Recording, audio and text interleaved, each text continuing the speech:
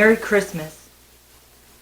I would like to dedicate this book, "'Twas the Night Before Christmas" by Clement C. Moore, to all of my grandchildren. It's always been a favorite book of mine to read to them and to my children. And so I'd like to share with all of you as well. So here's to Caleb and Calvin and Xander and Oliver and Chloe. 'Twas the night before Christmas, when all through the house not a creature was stirring, not even a mouse. The stockings were hung by the chimney with care, in hopes that St. Nicholas soon would be there. The children were nestled all snug in their beds, with visions of sugar plums dancing in their heads. And Mama in her kerchief, and I in my cap, had just settled down for a long winter's nap.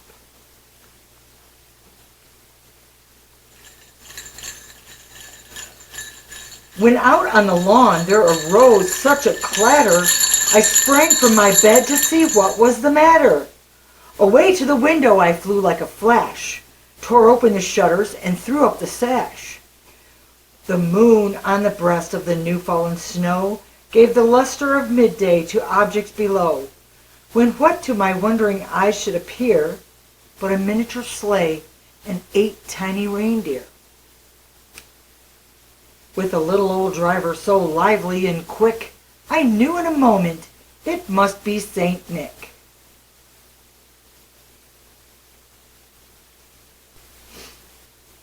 More rapid than eagles his coursers they came, and he whistled and shouted and called them by name.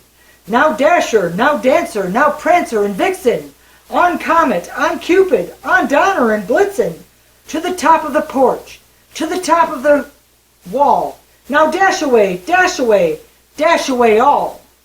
As dry leaves that before the wild hurricane fly, when they meet with an obstacle, mount to the sky. So up to the housetop his coursers they flew, with a sleigh full of toys, and St. Nicholas too.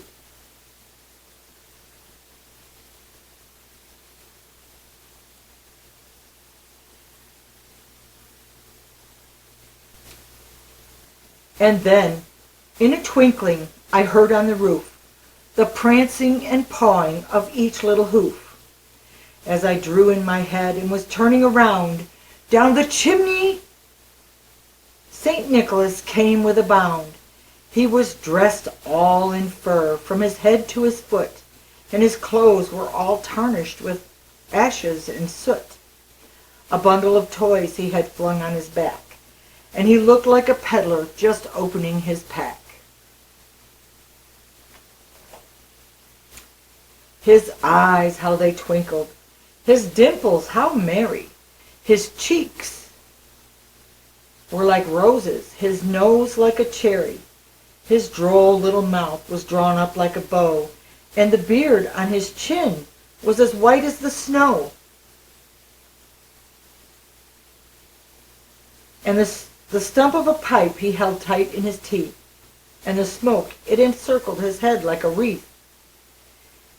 He had a broad face and a little round belly that shook when he laughed like a bowl full of jelly.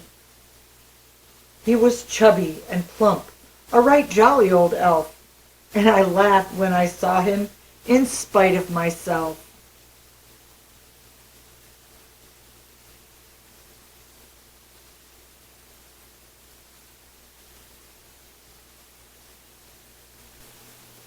And a wink of his eye and a twist of his head soon led me to know I had nothing to dread. He spoke not a word, but went straight to his work, and filled all the stockings, then turned with a jerk, and laying his finger aside of his nose, and giving a nod, up the chimney he rose. He sprang to his sleigh, to his team gave a whistle, and away they all flew like the down of a thistle. But I heard him exclaim, as they drove out of sight, "Merry Christmas to all, and to all a good night.